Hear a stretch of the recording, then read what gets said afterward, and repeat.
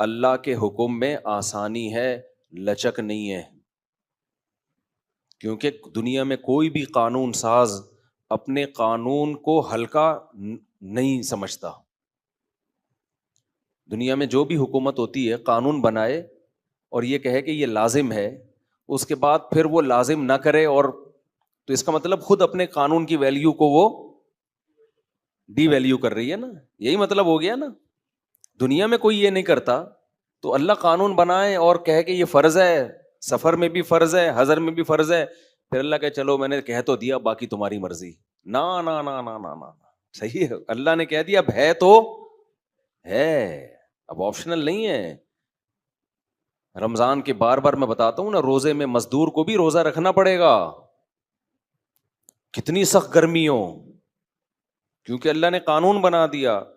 بھائی بیماری میں سفر میں چھوڑ سکتے ہو، اس کا مطلب تیسرا کوئی عذر نہیں ہے، رکھنا پڑے گا. تو اس لیے جو فرائض ہے نا، واجبات فرائض، اس میں اللہ کے قانون آسان ضرور ہے، لچکدار نہیں ہے. جب ہے تو ہے. اسی میں ایک اور مسئلہ آ گیا عدت کا.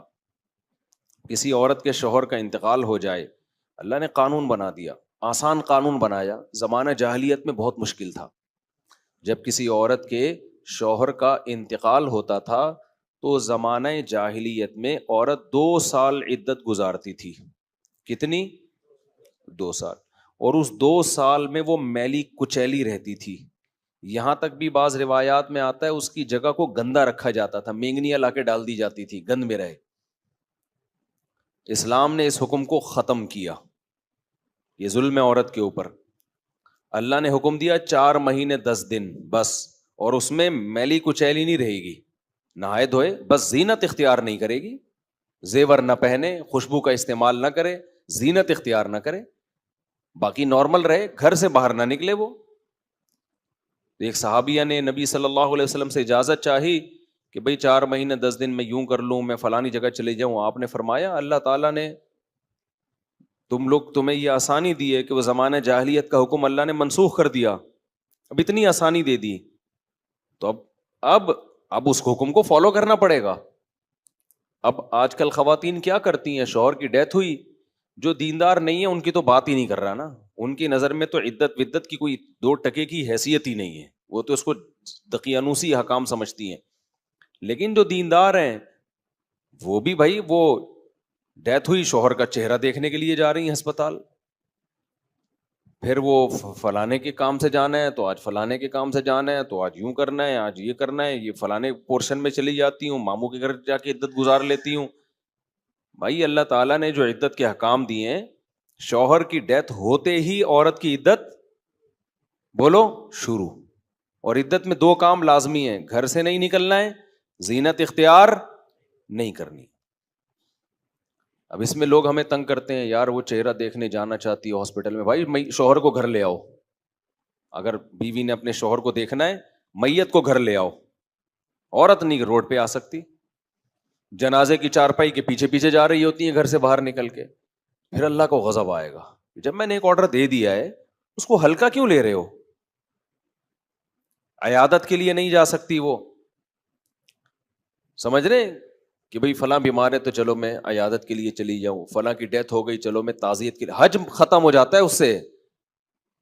حج کی کتنے مسئلے آتے ہیں، عورت نے حج کی درخواست دی ہوئی ہے، نام آ گیا، حج پہ جانے کی تیاری ہو گئی، شوہر کا انتقال ہو گیا، اب جس دن جانا ہے 4 مہینے تو ہو جائیں گے، 10 دن رہ جائیں گے. تو ہم کہتے ہیں بھائی 10 دن کیا، 1 گھنٹہ بھی رہ گیا ہونا 4 مہینے 10 دن ہونے میں، آپ کو 1 گھنٹہ پہلے بھی نکلنے کی اجازت نہیں. بے شک حج ضائع ہو جائے کوئی بات نہیں، حج کینسل ہو جائے، کیونکہ حج کی فرضیت پہ عدت مقدم ہے. حج اگلے سال بھی ہو سکتا ہے، عدت تھوڑی ہو سکتی ہے. تو ہاں یہ اللہ نے آسانی رکھ دی ہے کہ جس عورت کا کوئی کمانے والا نہ ہو، اللہ نے لچک، جہاں شدید ضرورت تھی وہاں اللہ نے خود بخود لچک رکھ دی کہ بھوکے تو نہیں مر سکتے نا، کمانے والا کوئی نہیں ہے تو کمانے کے لیے جا سکتی ہے، مجبوری ہے بھائی کمانا. تو اس میں فقہاء نے بیان کیا دن دن میں جائے بغیر زینت اختیار کیے، اور دن دن میں واپس آ جائے. اور صرف کمانے کی حد تک باہر نکلے, ادھر ادھر نہ جائے. اب اس میں خواتین یہ کیوں ایسے کیا؟ بھائی اللہ کا حکم ہے, اب اس میں آپ کو چونو چرا کی اجازت بولو نہیں ہے, بس آرڈر دے دیا. پھر اللہ نے یہ بھی حکم نازل کر دیا کہ اگر عورت پریگنینسی میں ہے تو بچہ ہوتے ہی اس کی عدت ختم ہو جائے گی. دیکھو ہمارے نبی صلی اللہ علیہ وسلم بھی اللہ کے آرڈر کے سامنے کیسے اپنی عقل نہیں استعمال کرتے تھے. ایک صحابیہ کو حمل تھا, ان کے شوہر کی ڈیتھ ہوئی ہے اور ادھر بچہ پیدا ہو گیا. ادھر ڈیتھ ہوئی اور ادھر فوراً ہی. اب ان کو خیال ہوا بھائی اتنی جلدی تو عدت پوری نہیں ہوتی, تو کیا کرنا ہے؟ نبی نے سے مسئلہ پوچھا کہ آپ نے فرمایا ختم. جب اللہ نے کہہ دیا وَأُولَاتُ الْأَحْمَالِ أَجَلُهُنَّ أَن يَضَعْنَ حَمْلَهُنَّ, کہ حمل والی عورت کی عدت یہ ہے کہ بچہ جن لے, تو بچہ جن دیا تو اللہ نے تو نہیں کہا کہ 1 سیکنڈ بعد جنے یا 1 سال کے بعد جنے. اللہ نے یہ کہا ہے اللہ نے قرآن میں. تو ہمارے نبی بھی اللہ کے حکم کو کیسے فالو کرتے تھے نا. اگر یہی بچہ پہلے پیدا ہو جاتا, پیدا ہوتے ہی شوہر کی موت ہو جاتی. فقہا بہت باریک مسائل بیان کرتے ہیں, اور آج کل کے اسکالر نا ان کا مذاق اڑاتے ہیں کہ دیکھو یہ اتنی باتوں میں لوگوں کو الجھایا ہوا ہے. فقہا نے بیان کیا ہے کہ ادھر بچہ پیدا ہوا, کیونکہ ایسا ممکن ہے, قانون جب لکھا جاتا ہے تو امکان کو بھی لکھا جاتا ہے کہ ابھی آدھا بچہ پیدا ہوا ہے اور شوہر کی ڈیتھ ہو گئی تو کیا ہوگا. ایک ہے بچہ پیدا ہوتے ہی شوہر کی ڈیتھ ہو جائے, تو بچہ چونکہ پہلے پیدا ہوا ہے, شوہر کی ڈیتھ بعد میں ہوئی ہے, تو اب عدت کیا ہوگی؟ اب 4 مہینے 10 دن چلے گی. ادھر شوہر کی ڈیتھ ہوئی اور فوراً بچہ پیدا ہو گیا تو عدت ختم. اب ایسے بھی کیس قیامت تک کے لیے دین آیا ہے نا, ایسا بھی ممکن ہے کہ شوہر کی ڈیتھ ہوئی اور بچہ آدھا پیدا ہوا ہے اور ادھر ڈیتھ ہوئی اس کی, یعنی ولادت ہو رہی تھی اور شوہر کا انتقال ہو گیا. امکان تو ہے نا, لا جب لکھا جاتا ہے نا تو اس میں امکانات بھی لکھے جاتے ہیں. تو فقہا نے اس میں بھی بحث کی ہے کہ اس صورت میں کیا ہوگا, یا عورت کنفیوز ہے, پتہ ہی نہیں چل رہا کہ جب اطلاع ملی ہے تو بچہ پیدا ہو چکا تھا یا نہیں ہوا تھا. اس کے بھی فقہا نے حکام لکھے ہیں. تو بہت باریکیوں میں جا کے, تاکہ آئندہ آنے والے لوگوں کو کنفیوژن نہ ہو. آپ کتاب میں جا کے دیکھو, ہر مسئلہ فقہا نے ڈسکشن کی ہے اور اس کو بیان کیا ہے. تو ذرا سے فرق سے عدت کا حکم چینج. لیکن کیوں اتنا احتیاط کیوں؟ بھائی اللہ کا جب لا ہے تو وہ 2 اور 2 4 کی طرح ہے. سمجھتے ہو گے نہیں سمجھتے ہو؟ جب اللہ نے کہہ دیا کہ بھائی جو حمل والی عورت ہے اس کا بچہ پیدا ہوتے عدت ختم, اگلے سیکنڈ میں بچہ پیدا ہوا عدت ختم. حضرت عائشہ کا قول ہے یا کسی صحابی کا کہ شوہر کو ابھی غسل بھی دیا جا رہا ہو نا, ابھی دفنایا بھی نہیں جا رہا ہے, اور بچہ پیدا ہو جائے تو بس ختم عدت, چاہے دفنایا بھی نہ ہو, فوراً نکاح کر سکتی ہے وہ, ٹھیک ہے نا, فوراً نکاح کر سکتی ہے.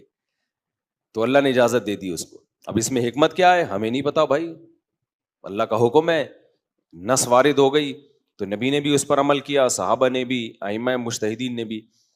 لیکن یہ نہیں ہے کہ جی 40 دن کی عدت, بعض 40 دن کی عدت منا رہی ہیں, بعض جو ہے وہ سفر کر رہی ہیں عدت کے دوران.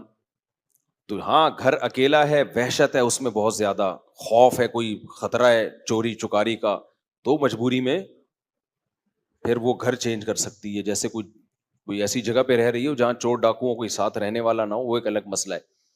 تو یہ تو میں نے کچھ تھوڑی سی وہ اصل بات یہاں سے شروع کی تھی کہ کام جب مسلط ہوتا ہے تو ہو جاتا ہے. انسان اپنے اوپر اختیاری میں ڈال دے نا تو بس وہ ترتیبیں ہی بناتا رہے گا, سوچتا ہی رہے گا, کام دھیلے کا نہیں ہوگا. تبھی ہمارے حضرت فرمایا کرتے تھے کہ اللہ سے دعا کیا کرو کہ اللہ جو دین کی خدمت ہے اس کو میری مجبوری بنا دے, میں چاہوں نہ چاہوں کام ہو, بس لے تم اس سے.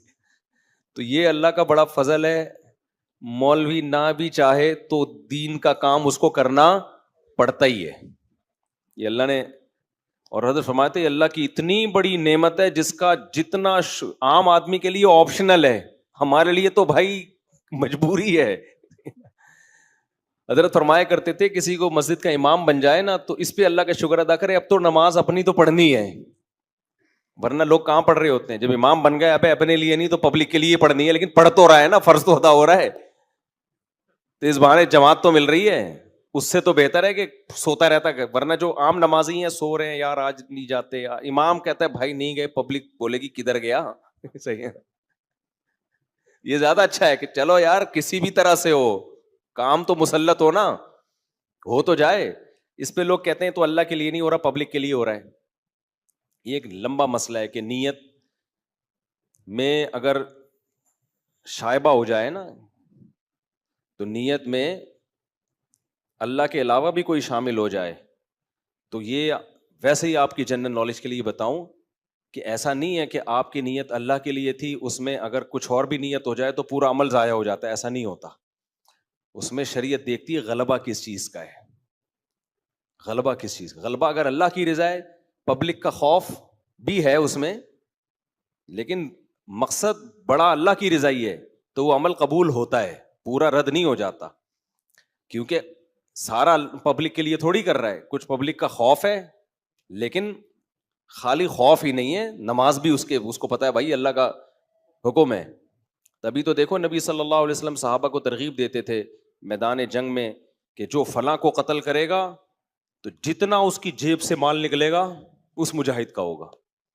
اب صحابہ اس شوق میں کہ چلو بھائی بندہ بھی مرے گا اور سارے پیسے اس کی جیب سے جو نکلیں گے وہ کس کے ہوں گے؟ ہمارے.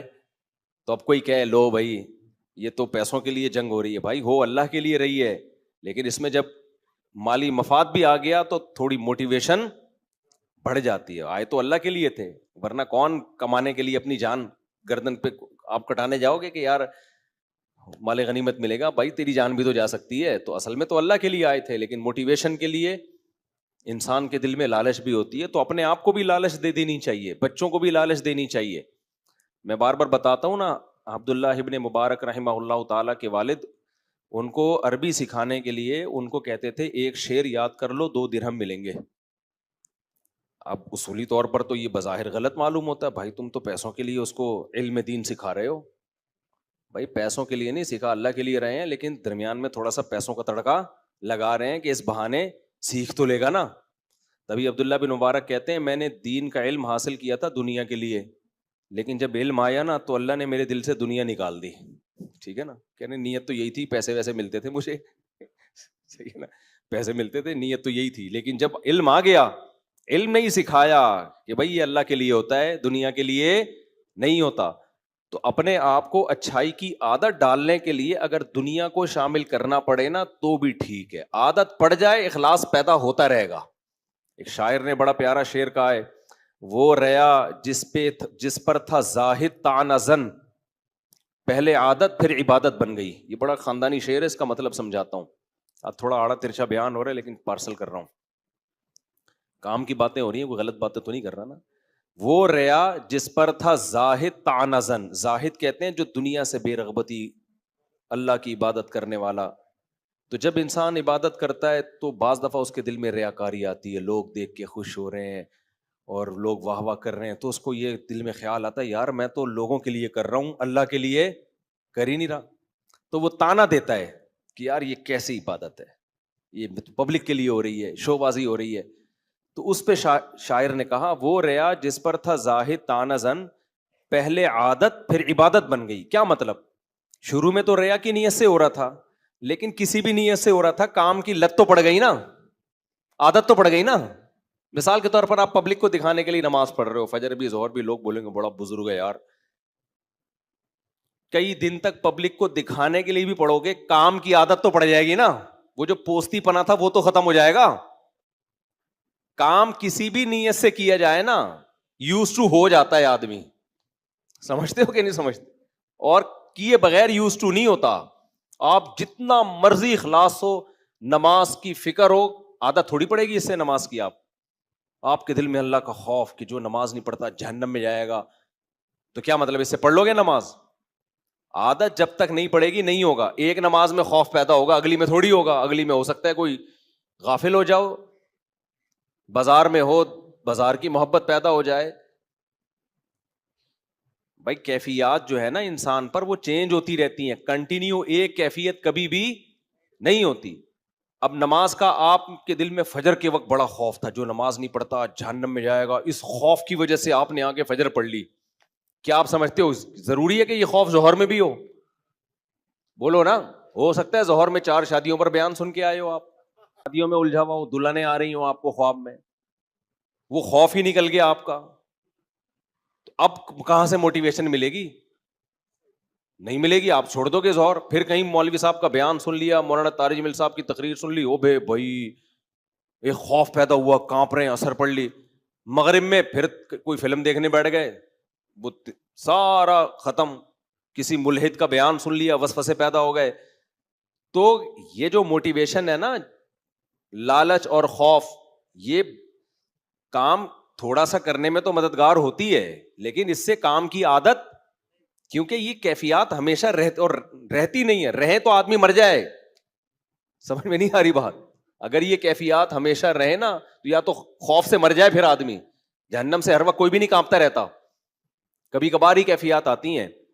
تو اس لیے جو بھی اصلاح کرتے ہیں نا بزرگان دین, ان کی کوشش ہوتی ہے خانقاہوں میں کہ اس کو عادت ڈالی جائے اس کام کی. بھلے ریاکاری کے لیے کر یار, تو دنیا کے لیے کر, پیسے لے لیں ہم سے نماز پڑھنے کے, عادت ڈالو اس کو.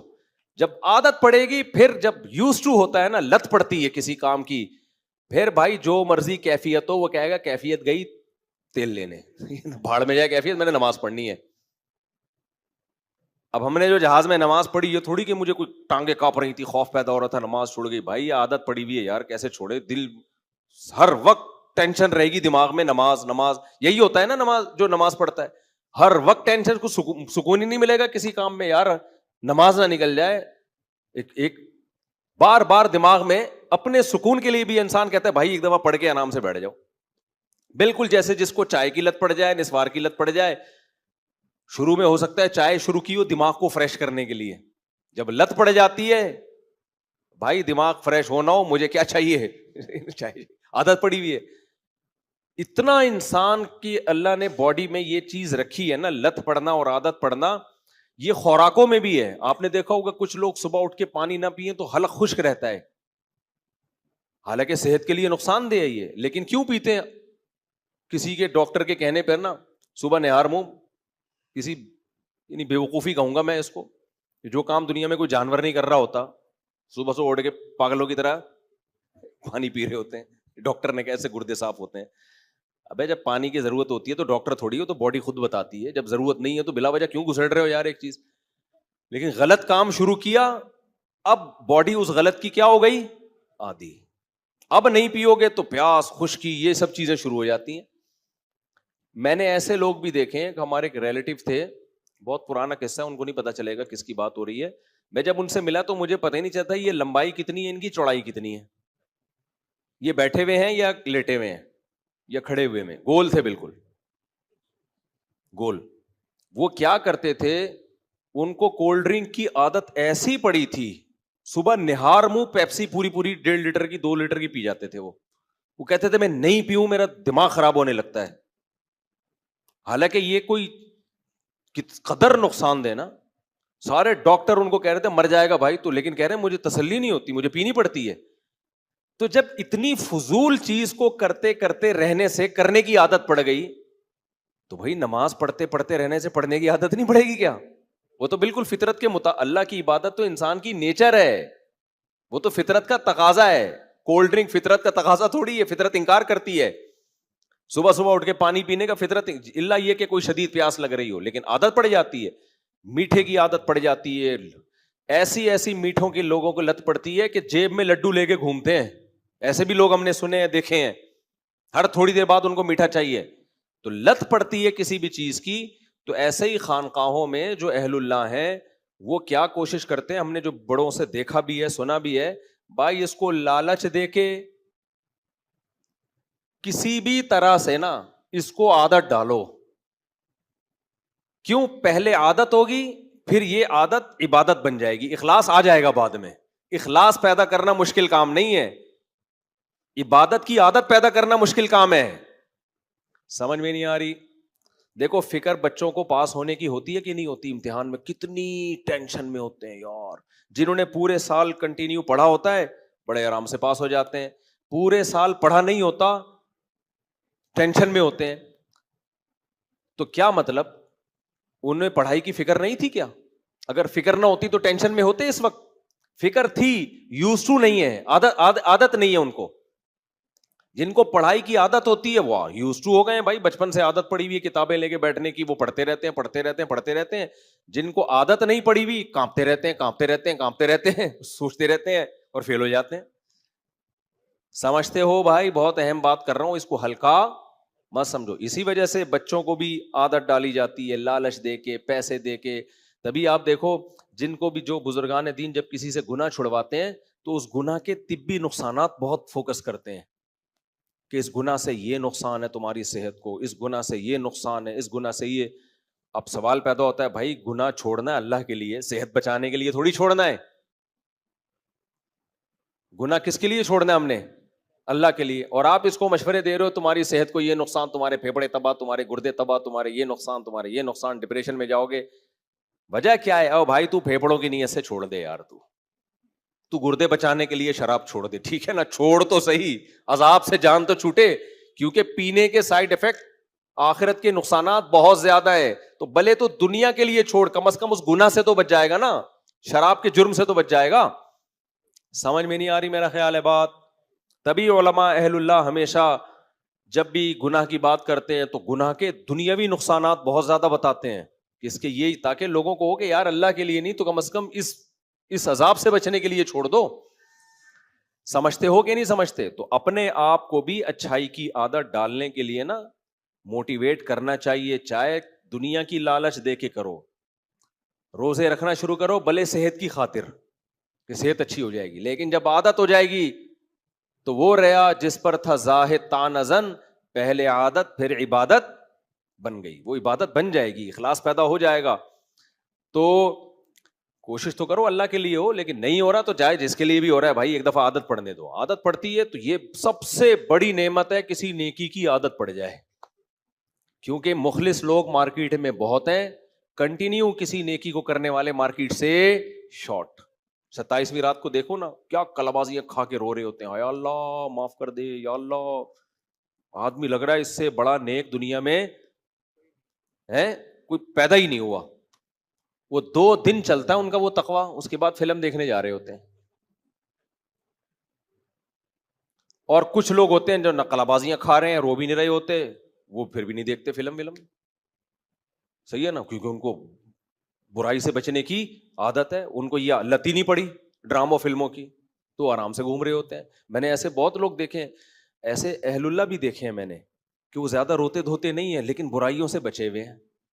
کیوں؟ جس ماحول میں پیدا ہوئے اس میں برائیوں کا ماحول نہیں تھا، بچپن سے ماں باپ نے تربیت کی، برائی کرنے نہیں دی. وہ کہتے ہیں بھائی ہم سے نہیں ہوتی یار، ہوتی نہیں ہے جاؤ. ہمارے حضرت فرمایا کرتے تھے یہ جو بدنظری ہے نا یہ انسان کی فطرت کے خلاف ہے. جب انسان صحیح ماحول میں بڑا ہوتا ہے نا تو اس کو غیر محرم عورت کو دیکھنا اس کے ضمیر پسند نہیں کرتا، اس کو اپنے اندر سے بو آتی ہے، اسمیل آتی ہے. فرمایا کہ لوگ کیا کرتے ہیں، اللہ نے اسپرنگ لگائے ہوئے ہیں کچھ کہ جب نظر پڑتی ہے خود جھک جاتی ہے، تو لوگ آنکھیں پھاڑ پھاڑ کے دیکھ کے نا وہ اسپرنگ ڈھیلے کر دیتے ہیں، پھر دیکھنے کی لت پڑ جاتی ہے. پھر جس دن کوئی گزر رہی ہو نہ دیکھیں تو ڈپریشن میں جا رہے ہیں کہ پتہ نہیں کیا بہت بڑا کوئی علم تھا جو جس سے محروم رہ گئی. یہ ٹھڑک ہوتی ہے کہ یار دیکھیں تو، حالانکہ کچھ بھی نہیں ہوگا، تو دیکھے گا کچھ بھی نہیں ہے. موبائل میں کتنی تصویریں بھری ہوئی ہیں، گوگل پہ کتنی، تو جو جس قسم کا ڈیزائن دیکھنا چاہے دیکھ سکتا ہے نا. کتنے آج کل گناہ کے راستے. پھر بھی جو کوئی گزر رہی ہوگی نا انٹی، جب تک ایک دفعہ دیکھ نہ لے اس کو چین نہیں آتا. کیا کر لیا بھائی تو نے اس کو دیکھ کے، کیا مل گیا تجھے؟ وجہ کیا ہے؟ دیکھ دیکھ کے عادت کس کی پڑ گئی ہے؟ دیکھنے کی. تو اس کا علاج کیا ہے بھائی؟ جو کام کرتے رہنے سے کرنے کی عادت ہوتی ہے، چھوڑتے رہنے سے چھوڑنے کی. بالکل وہی فارمولا ہے، جس وجہ سے لت پڑی ہے وہی چھوڑتا رہے گا تو شروع میں تکلیف ہوگی، اس کے بعد چھوڑنے کی عادت، پھر کوئی گزرے گی تو تیری نظر ہی